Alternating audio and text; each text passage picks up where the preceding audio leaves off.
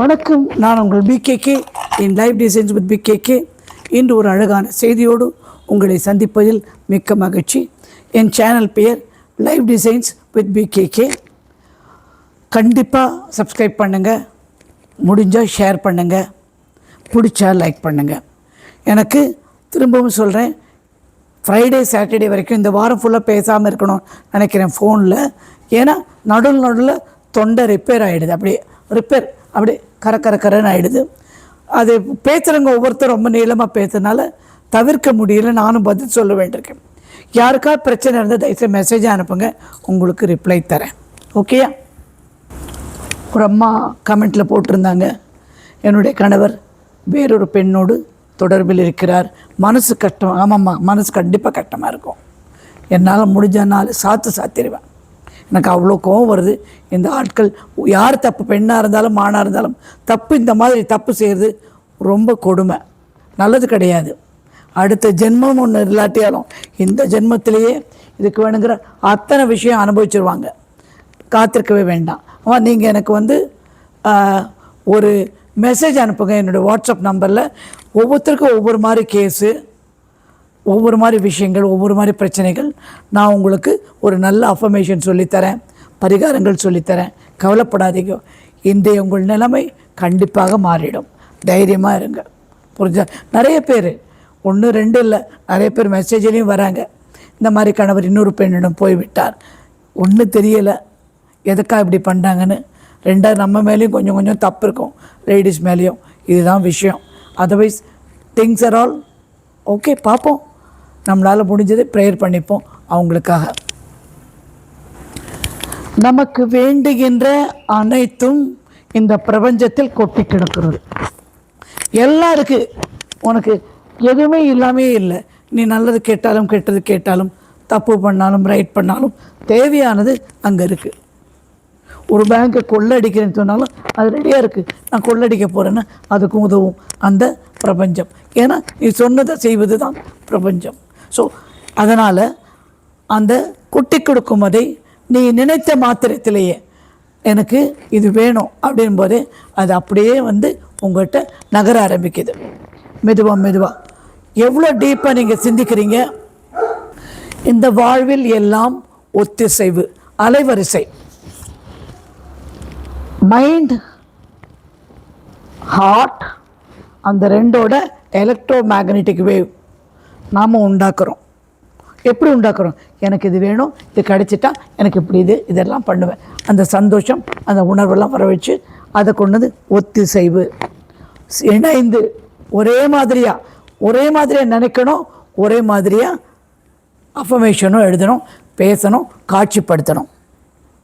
அப்படி பண்ணும்போது அந்த ஒத்திசைவுக்கு ஏற்றாப்போல் உங்கள் வாழ்க்கையில் அனைத்தும் நடக்கும். நீ கேட்டுட்டு அடுத்து என்ன பண்ணுறேன்னு வெயிட் பண்ணிகிட்ருக்கோம். பிரபஞ்சம் வந்துட்டுருக்கோம், ஒரு மூமெண்ட் ஒன்று கொடுக்கும், அப்படி வெயிட் பண்ணோம். அடுத்து நீ எனக்கு தினமும் இது கிடைத்து விட்டது, இப்போதே கிடைத்து விட்டது, பிரபஞ்சத்துக்கு நன்றி சொல்ல சொல்ல சொல்ல நகர்ந்து நீங்கள் உங்களுக்கு வேணுங்கிற பரிமாணத்தில், நீள அகலத்தில் உங்களை அது சேர்ந்துவிடும். அதற்கு நீங்கள் தான் முக்கியம். உங்கள் கதை ஒரு கதைங்க. நம்ம லைஃப், எல்லாருடைய லைஃப்பும் விதவிதமான கதை. அந்த கதையின் கதாநாயகன் நீ மாத்திரமே. உங்கள் கணவரோ, உங்கள் மனைவியோ, உங்கள் குழந்தைகளோ கிடையாது. அவங்கள வெறும் போகிற கதாபாத்திரம். நீங்கள் தான் முதல் தேவையான hero. You are the hero of your story. அப்போ உன் கதையை நீ எப்படி கொண்டு போவேன்? கதை படிக்கும்போது ஹீரோ நல்லா இருக்கணும், அது இப்படி இருக்கணும், வாழ்க்கை எப்படி போகணும், குதிரையில் ஏறி சண்டை போடணும், வெற்றி அடையணும், பணம் சம்பாதிக்கணும், இந்த மாதிரி பல விஷயங்கள் இருக்குல்ல. எல்லாம் வந்தால் எப்படி இருக்கும்? கதையை சரியாக எழுது, மாற்றி யோசி. கதையை சரியாக எழுத புரிந்து கொள்.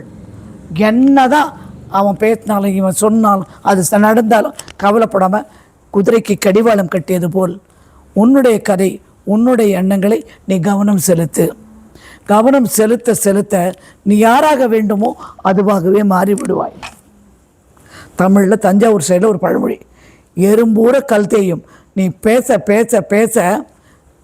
அது நடந்துடும். குழவி கொட்டி தன்னிறமாக்கிடும். குழவி எறும்பு கொட்டி தன்னை மாதிரி ஆக்கிடுமா. அந்த மாதிரி தான் நம்ம எண்ணங்கள் கொட்டி நமக்கு தேவையானது போல் நம்மளை ஆக்கிவிட வேண்டும். அதுதான் ரொம்ப முக்கியமான சாராம்சம் இந்த அஃபர்மேஷன் மேனிஃபெஸ்டேஷனில். நீங்கள் அஃபர்மேஷன் எழுதுறீங்க, காட்சிப்படுத்துகிறீங்க. அஃபர்மேஷன்றது பிரகடனம், சுய பிரகடனம். அது காட்சிப்படுத்துகிறீங்க, விஷுவலைசேஷன். சொல்கிறீங்க, அஃபர்மேஷன் சொல்கிறீங்க, அதுக்கேற்ற மாதிரி நடந்துக்கிறீங்க. இதெல்லாம் பண்ணி முடியும் போது நடக்கலை.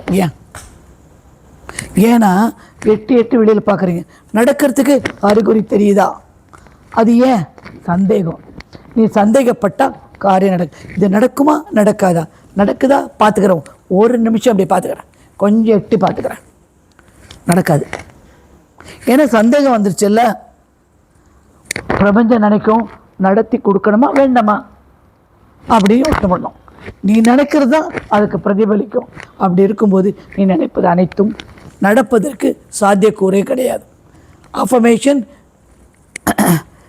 விஷுவலைசேஷன், காட்சிப்படுத்துதல், பிரகடனப்படுத்துதெல்லாம் பண்ணி முடிச்சு அப்புறம் கூட நடக்காட்டி இதுதான் காரணம். உங்கள் மனதில் உள்ள சந்தேகம் அறவே அகற்றி நிச்சயம் இது எனக்கு நடந்துவிடும் எப்போ நீங்கள் நினைக்கிறீங்களோ அந்த நொடி யூ ஆர் அ வின்னர். நீங்கள் அப்படி செய்யும்போது பொறியில் மாட்டின எலி போல, பொறினா தெரியும்ல, எலி பிடிக்கிறதுக்காக பொறி வைப்போம், டக்குன்னு அந்த சந்தேகத்தில் மாட்டிடுறீங்க. சந்தேகத்தை மாட்டினா வேறு வழியே கிடையாது உங்களுக்கு. இன்னொரு விஷயம் என்னென்னா, நான் என்ன பண்ணுறது, நான் கேட்டுகிட்டே இருப்பேன், நடக்குமா நடக்காதா தெரியலை. அப்புறம் யாரும் எனக்கு உதவி செய்யறதுக்கில்ல, நான் தனியாக கஷ்டப்படுறேன், எனக்கு உலகத்தில் எனக்கு மாத்திரம்தான் இப்படி நடக்குது, வேறு யாருக்கும் எதுவும் நடக்கிறதில்ல, எனக்கு திறமை கிடையாது, அவ்வளோ கெப்பாசிட்டி கிடையாது, எனக்கு ஆட்கள் எல்லாம் தெரியாது, கான்டாக்ட் கிடையாது, பிஆர் இதெல்லாம் சொல்லிகிட்டே உட்காந்துருக்கேன். நீ வெறுமனை இல்லை, எப்போவுமே நான் இப்போ என்ன செய்வேன், யாரும் உதவிக்கு இல்லை. யார் உனக்கு உதவி வேணும்? பிரபஞ்சம் உன்னிடம் இருக்கிறது, கடவுள் உன்னை பார்த்து கொண்டிருக்கிறார், உன்னை எப்போதும் ஆத்துவ தேவதைகள் அனைத்தும் ததாஸ்து சான்ஸ்கிரிட்ல பேர்.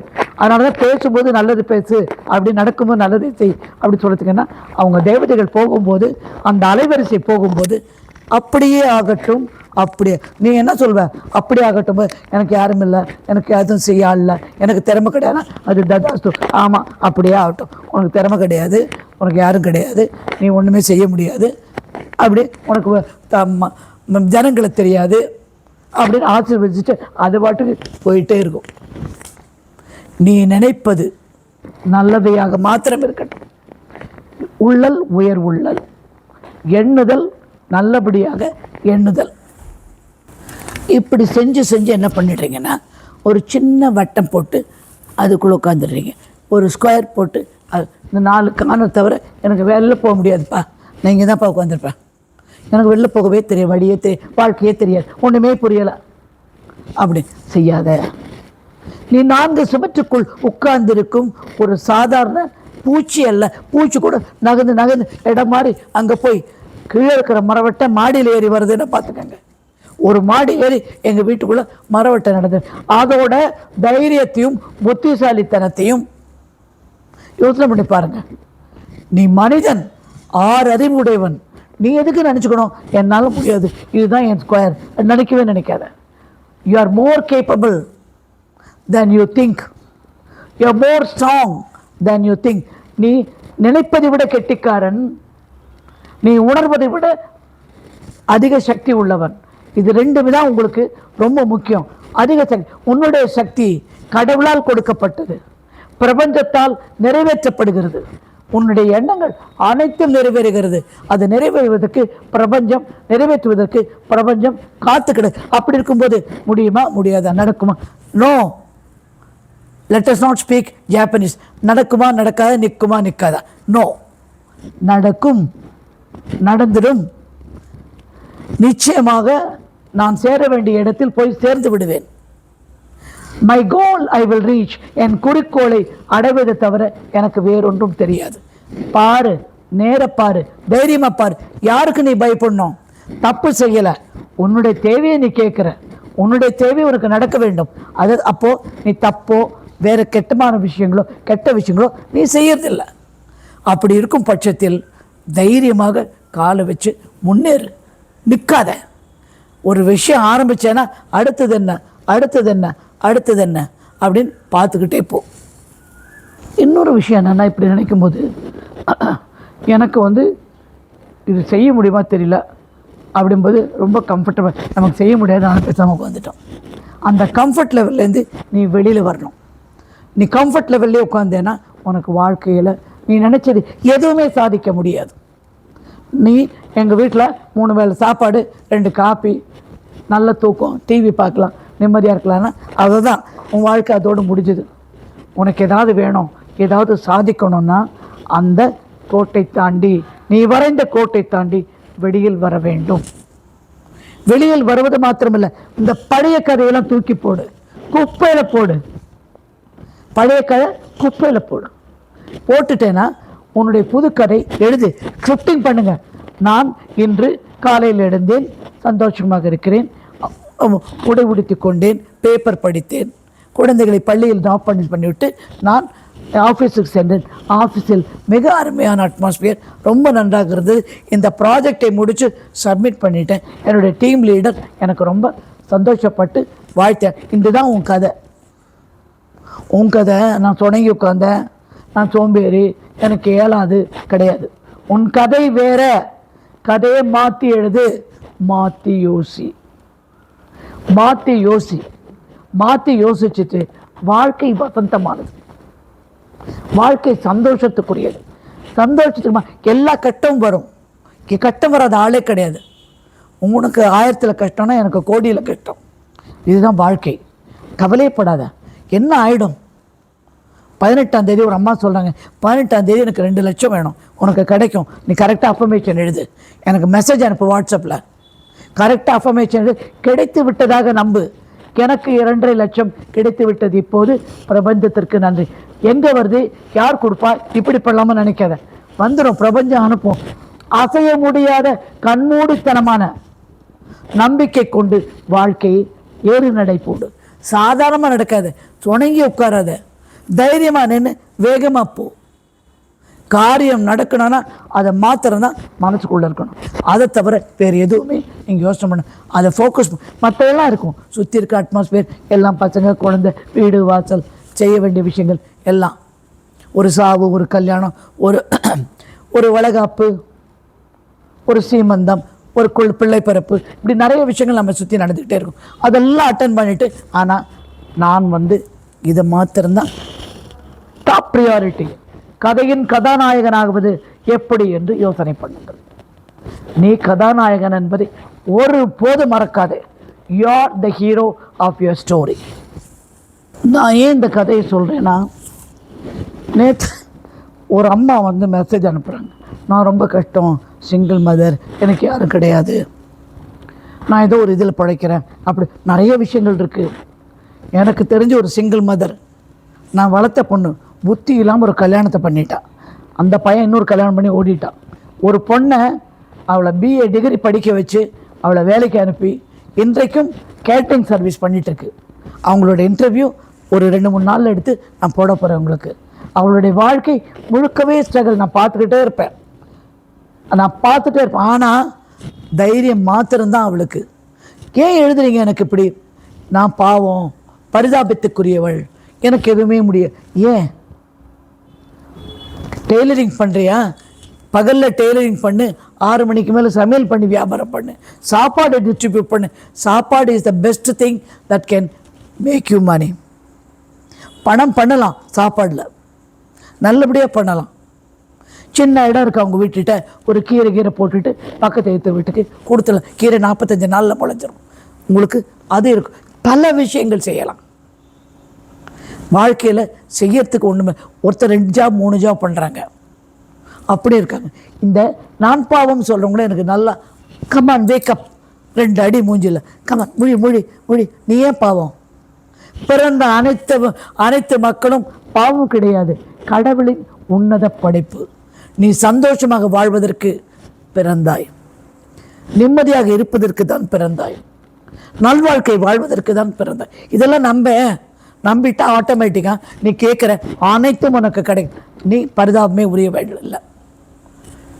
கவர்மெண்ட் ஸ்கூலில் கொண்டு போய் சேரு, கவர்மெண்ட் காலேஜில் சேரு. என்ன வேணுமோ நிறைய விஷயங்கள் ஒன்று சுற்றி நடக்குது. கண்ணை திறந்து பாரு. பிரைம் மினிஸ்டர் நிறைய விஷயங்கள் போட்டிருக்காரு. லேடிஸ்க்கு கடை பிஸ்னஸ்க்கு பணம் கொடுக்குறாரு, கல்யாணம் பணம் கொடுக்குறாரு. அது மாதிரி நிறைய ஆலோசனை இருக்குது. நீங்கள் இது என்னமோ யோஜனான்னு வருது. நீங்கள் அதை பாருங்கள், கூகுளில் பார்த்து அதை அப்ளை பண்ணுங்கள். டைலரிங் கடை வச்சுருக்கேன், இதை இம்ப்ரூவ் பண்ண போகிறேன், எனக்கு காசு வேணும் அப்படின்னு ஃபுல்லாக பிடிச்சி போட்டு எழுதினீங்கன்னா ஆட்டோமேட்டிக்காக உங்களுக்கு அந்த பணம் வரும். 10 பேர் எழுதினா 5 பேர் கிடைக்காதா? எலிஜிபிலிட்டி பார்த்து வாழ்க்கையில் இதுதான் முடியும் அப்படின்னு உட்காந்துடாதீங்க. இதுலேருந்து நம்ம வெளியில் வரத்துக்கு என்ன பண்ணோன்னா மனமாற்றம் தேவை. ஒரு விஷயத்தை தேர்ந்தெடுத்திருக்கிறேன், நான் தான் தேர்ந்தெடுக்கிறேன், நீயும் அடுத்தவங்களும் கிடையாது. நான் அதை என் கட்டுப்பாட்டில் வைத்திருக்கேன், என் மனதை என் கட்டுப்பாட்டில் வச்சிருக்கேன். நான் மிகுந்த ஒழுக்கத்தோடு இருக்கிறேன். அடுத்தவன் எனக்கு மோட்டிவேஷன் சொல்லுவான், என்னை இப்படி பண்ணுக்கண்ணா இல்லை, நீ தான் உனக்கு மோட்டிவேட்டர். நீயே தான், நான் இதை செஞ்சிடுவேன், நான் இதை பண்ணிடுவேன். யாருக்காக இன்னொருத்தர் அவங்க நல்லா இருக்காங்க, அவங்கள பார்த்து நம்ம செய்யாத, நீ அவங்களோட நல்லா இருப்ப. நீ உன்னை இன்ஸ்பயர் பண்ணினான், உன்னை நீ எடுத்துக்காட்டாக எடுத்துக்கொள். எவ்வளோ விஷயங்கள் கடந்து வந்திருக்கிறாய். அந்த விஷயங்கள்லாம் கடந்து வரும்போது ஆட்டோமேட்டிக்காக உங்களுக்கு வேணுங்கிற விஷயம் உங்களை சேர்ந்துவிடும். எல்லாம் என் கண்ட்ரோலில், எண்ணங்கள் என் கண்ட்ரோலில், மனம் என் கண்ட்ரோலில், பிரபஞ்சம் என் கண்ட்ரோலில். கடவுளே உன் கண்ட்ரோலுக்கு கொண்டு வரலாம். நீ நல்லவனாக இருந்த. ஒழுக்கம் மிக முக்கியம். காலையில் எத்தனை மணிக்கு எழுந்துக்கிறேன், இதெல்லாம் செய்கிறேன், ப்ரேயர், மெடிடேஷன். கண்ணாடி பார்த்து சொல்லுங்கள், தைரியம் இல்லாதவன், நான் நல்லவன், நான் வல்லவன், நான் வெற்றியாளன். கண்ணாடி பார்த்து சொல்லு. சின்ன கைப்பிடி கண்ணாடி நான் கூட வச்சுருக்கேன். ஏன்னா முகம் பார்த்து நான் எதுவுமே பண்ண மாட்டேன். அதனால் முகம் பார்த்து கண்ணாடியே எனக்கு தேவை கிடையாது. கண்ணாடி பார்த்து செய்யறதில்லை. இந்த ப்ரேயருக்காக அதை வச்சுருக்கேன். நான் கைப்பிடி கண்ணாடி பார்த்து சொல்லுங்கள், நான் வல்லவன், நல்லவன், எனக்கு எல்லாமே வந்துவிடும், வர முடியாத விஷயமே எனக்கு கிடையாது அப்படின்னு. இந்த மாற்றம் ஒரு 1 hour கழிச்சு பண்ணுறேன், நாளைக்கு கிடையாது. இந்த மாற்றம் எண்ணத்தில் மாற்றம், உறுதியில் மாற்றம், தேர்ந்தெடுப்பது மாற்றம், வாழ்க்கையில் மாற்றம். எங்கே இப்போது இந்த நொடியில் இந்த வீடியோ பார்த்துக்கும் போது ஐடியா மாற்றிக்கணும். நீங்கள் உங்களுக்கு வேணுங்கிறத செஞ்சுக்கணும். பாசிட்டிவாக இருக்கணும். பாசிட்டிவாக மாத்திரமே நீங்கள் இருந்தாக வேணும். நெகட்டிவ் உங்கள் வாழ்க்கையில் இடமே கிடையாது. எதிர்மறைக்கு இடமில்லாத ஒரு வாழ்க்கை யார் ஒருவர் நடத்துகிறானோ அவன் நேர்மறையில் எங்கோ சென்று விடுவான்.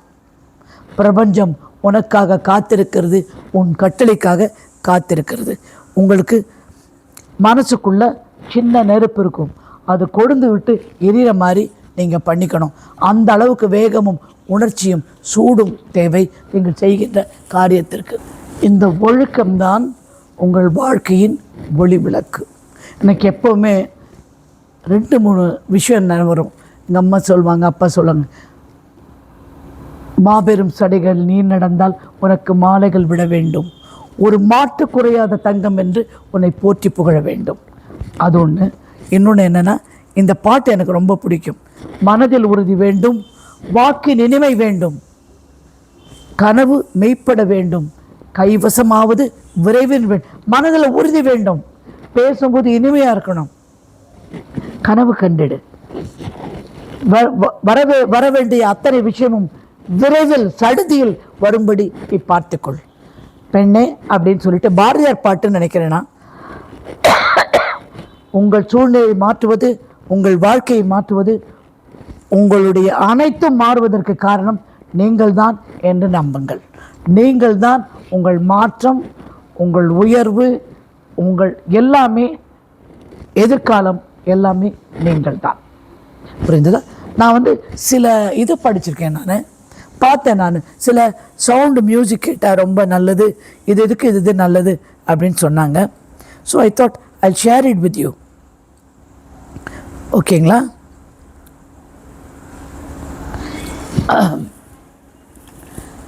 639 hertz.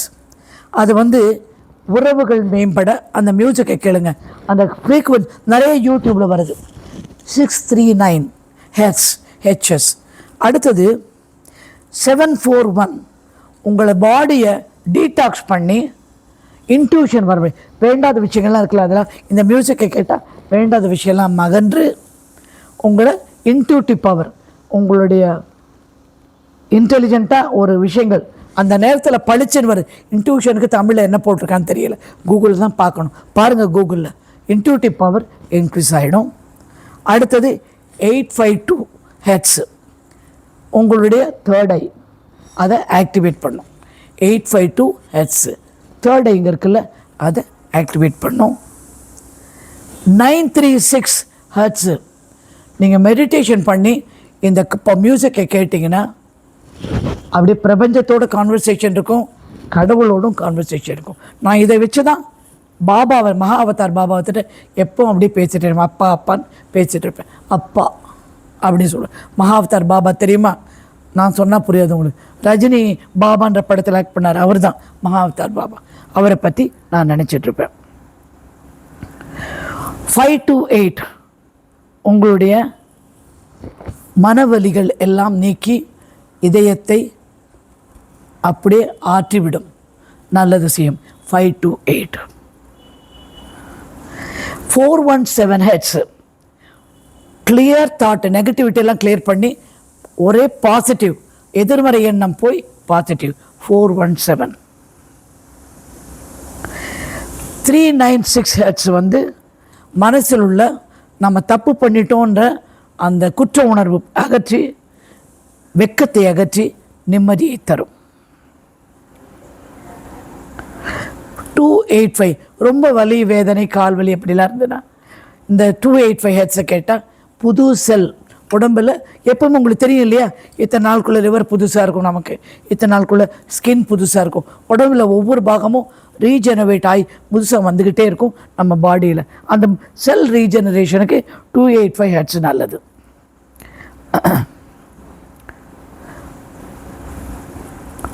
174 grounding and physical pain, உடம்பு வலியெல்லாம் போகிறதுக்கு உங்களுக்கு 174 என்ற மியூசிக்கை கேளுங்க. எனக்கு தெரிஞ்ச சில விஷயம் சொல்லியிருக்கேன், அவ்வளோதான். யூனிவர்ஸுக்கிட்டேருந்து உங்களுக்கு என்ன மெசேஜ்னா, நீங்கள் பிரபஞ்சத்தை ரகசியத்தை அறிய வேண்டும் என்றால் நீங்கள் உங்களுடைய அலைவரிசையும் வைப்ரேஷனையும் சரியான விகிதத்தில் வைத்து கொண்டால் பிரபஞ்சத்தின் ரகசியம் உங்களை வந்து சேரும். இனி ஒரு அழகான செய்தியோடு உங்களை சந்திப்பது மிக்க மகிழ்ச்சி.